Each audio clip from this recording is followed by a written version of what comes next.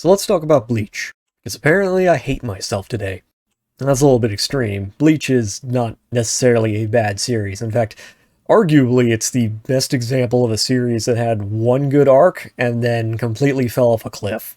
The thing about Bleach is that it's basically the best example of what happens when you expand the concept of a universe bigger than you as a writer can actually handle. I mentioned this in my My Hero Academia review, but the bigger the scope of your story, the more problems you're going to have because you have to address the larger consequences of having a larger scope.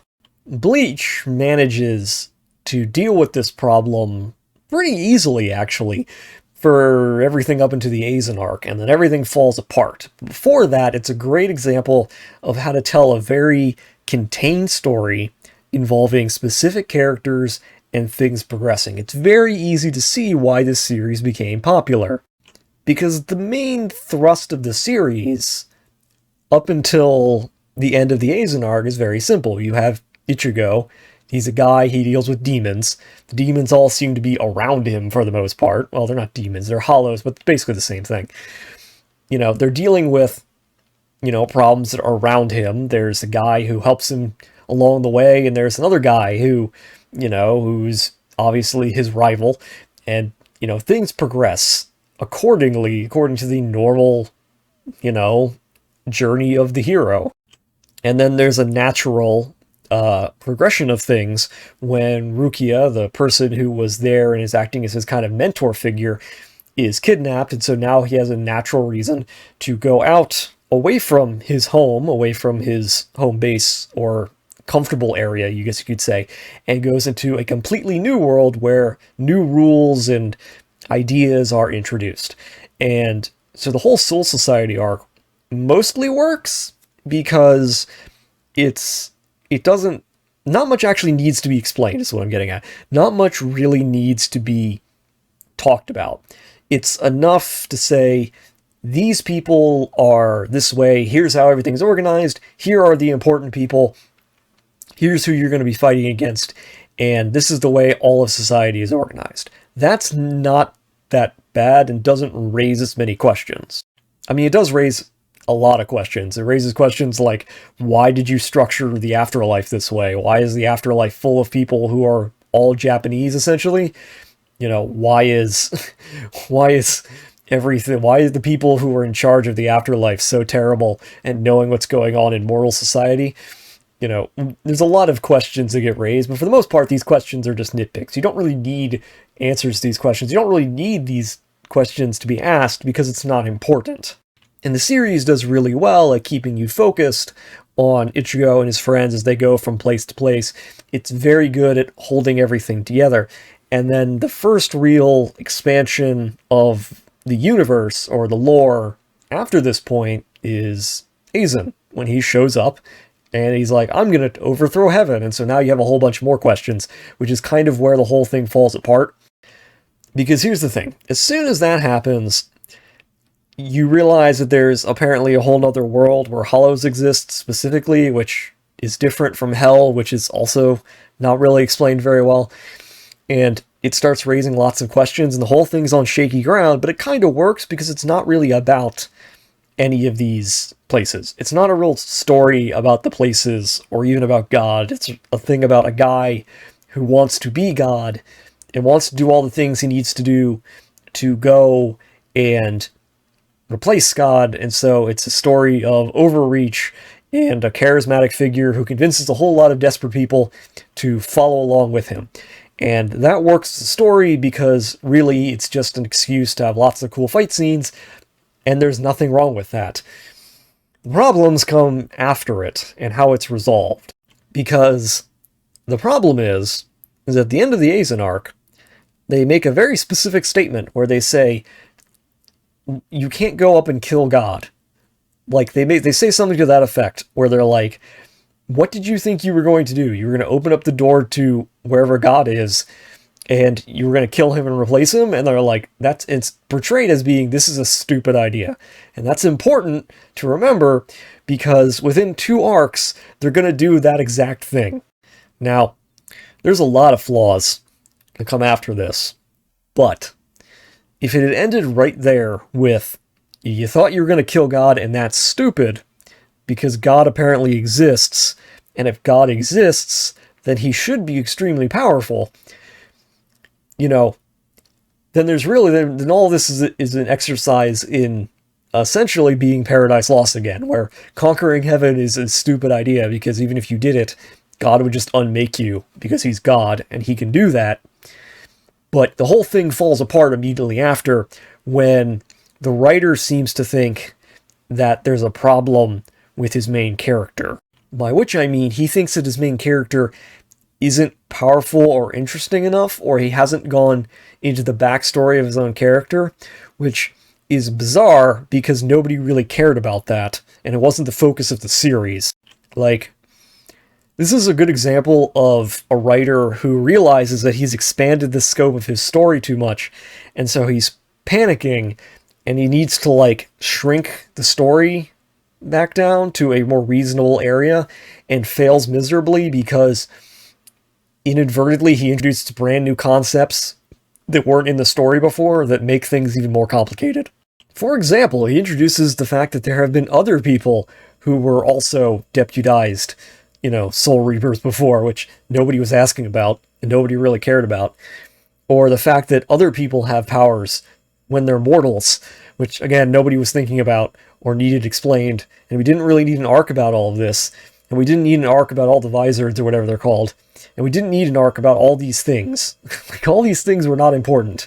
We didn't need to know about all of these people, and we didn't need them introduced, because they didn't add anything to the story, and as soon as the arc's over, it's never mentioned again. It feels like filler, which is sort of important, but it really feels like the creator feels like his main character was too expansive, and so he immediately tries to shrink him down and go back to where he was before the Eisen arc, except doing that inadvertently feels like he's trying to relaunch his own series, where he's like, oh crap, he was a Soul Reaper on par with Captains. We can't have that anymore. We need to shrink him back down again so that he's not all powerful. Except doing that then forces him to reintroduce new concepts that don't belong in the story and don't fit anywhere and don't really work. And so he immediately after abandons that and rubber bands to the entire opposite. And I don't know if this is the case, but it feels like there should be a rule in manga and anime where if you don't have any ideas, the last thing that you should do is make a Nazi party analogy with your characters by giving them all German names and putting them all in military uniforms, because that's essentially what he does. And it's really boring, even if you like the character. Even if you like the characters, it's just really generic is the way the direction goes. But that's the least of the problems that the series has at that point. Let's be completely honest and completely clear.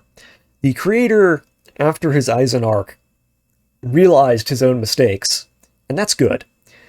But he kind of rubber banded and tried to make everything really small again, and that was a mistake. And so then he doubled down on his mistake by then rubber banding in the complete opposite direction and trying to expand everything. And so the lesson at the end of the Eisen arc of you can't just go and kill and replace God is completely thrown out the window, because then somebody goes and does essentially that. And it's really stupid because it turns out that it starts following all of the worst tropes in anime of, oh, look at all these super strong people who are then easily defeated. And in fact, several characters aren't really defeated, they just sort of die. There's that one guy whose whole thing is that he can't be defeated because he's powered by belief, and because he believes he'll never be defeated, he just keeps getting bigger and stronger, and he's like Thor, essentially, but then he doesn't really die because he only disappears when the main guy takes him back into his own power or something. And it's the writer couldn't think of ways to have his fights end in any appropriate or satisfying way, so he just didn't end them at all. He just decided that they were just going to end and that they weren't going to happen, and that was that. Which is a problem. It's a major problem because it's not satisfying, but that's less of a problem than the fact that you completely overstepped your bounds of your ability to think of the consequences of expanding the field of your story. because expanding it and making God a character where he's a physical being that's trapped in ice or something and just doesn't do anything and then gets stabbed. Question.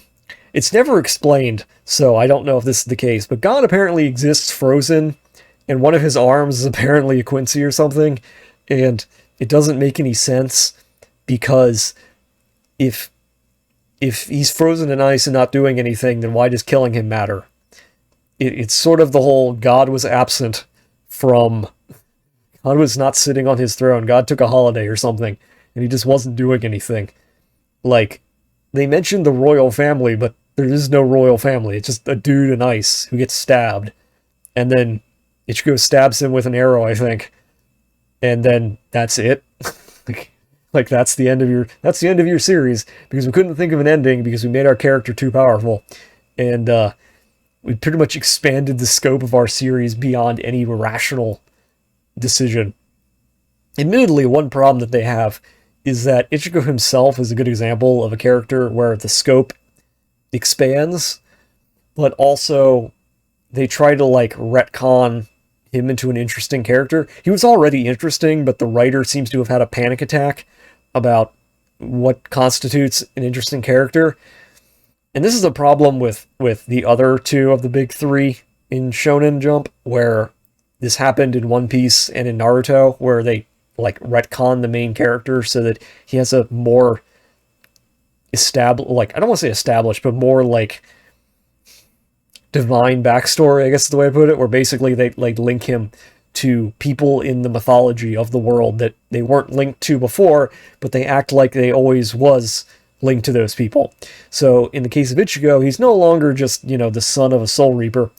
Now he's also the son of a Soul Reaper and a Quincy, and oh, by the way, a Hollow happened to be there while he was there, while they was conceived or something. So now he's like three halves of something, which is stupid on its face, but they roll with it because the writer just can't, like, the writer just is incapable of handling the scope that they expand, and it's very clear watching it that in real time, you're watching a writer fail completely to handle the scope of their own story. Normally, when you see a story, the writer is clueless. Normally what happens is that a writer will... It turns into My Hero Academia, basically. Or it turns into Dragon Ball GT. Or Dragon Ball Super, too, honestly. Where the writer doesn't really realize that he's out of his depth. The writer doesn't realize that, you know, they've expanded the scope of the story to the point where it no longer, like, we're starting to ask questions.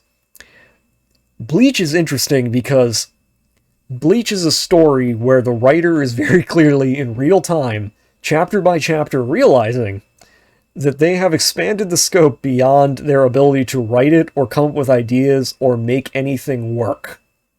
Like, every new idea that they come up with, they're fully aware that it doesn't fit in reality. You know what I mean? Like, it doesn't fit in their story. It doesn't work for the universe they've created. They just keep making things, and they're, like, flailing around trying to come up with interesting ideas that still fit the story, and they're just failing miserably. And it just builds, it builds and builds. It's like it's almost like a lie, you know? You know when you see a liar, and then they make a small lie, and then they have to keep making bigger and bigger and bigger lies to, like, cover up the fact that they made a tiny one a long time ago? That's Bleach. It's like they made it, they expanded it a little bit, and then to cover the fact that they expanded it a little bit, they have to keep expanding it and creating new stuff. And they just lose control in real time. And so at the end, the series just ends, and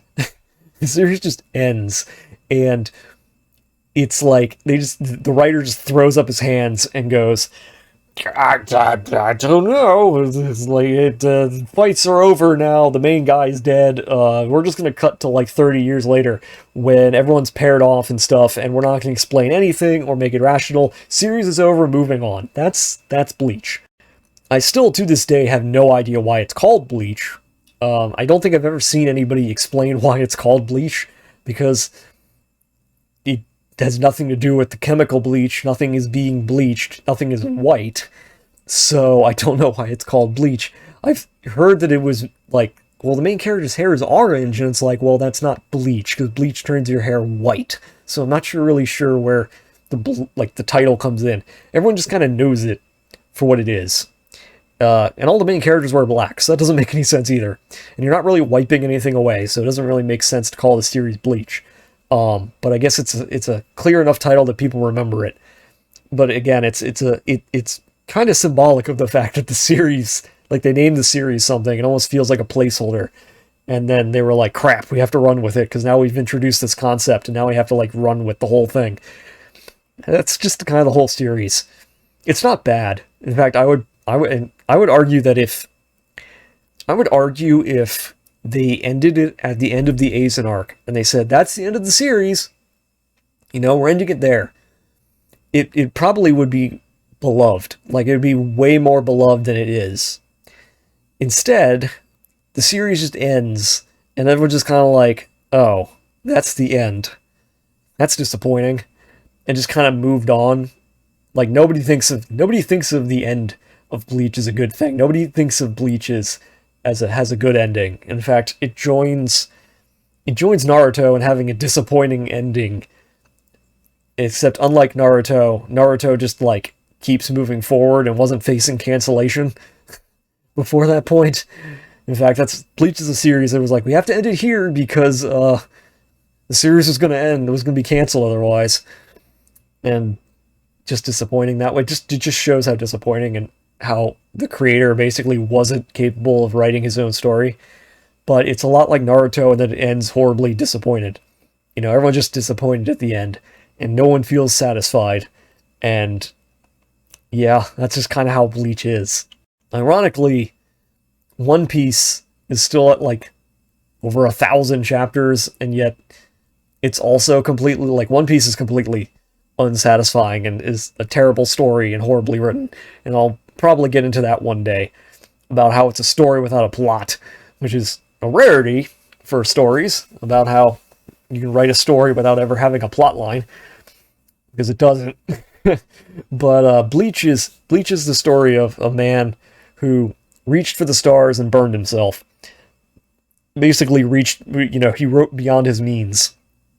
And it's really sad, because if he had stopped after the Aizen arc, he would have been like, a hero. Everyone would be like, man, this series is great. It's one of the greatest of all times. Everything. We love the characters. Wish there had been more.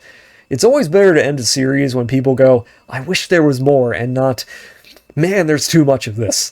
Because if you write a series and people are like, oh my god, just stop watching after this point, think Game of Thrones, where everyone's like, yeah, if they just ended it after like season 5, everyone would have been like, man, that was amazing. Everyone would have loved it. Instead, it kept going until it was terrible. That's basically Bleach. Bleach is the story of a man increasing the scope of his story until it no longer is enjoyable, and everyone was reading it just to see how it ends. And surprise, surprise, it ended poorly. That's all I really wanted to talk about, honestly. Hopefully we'll talk about something better next time.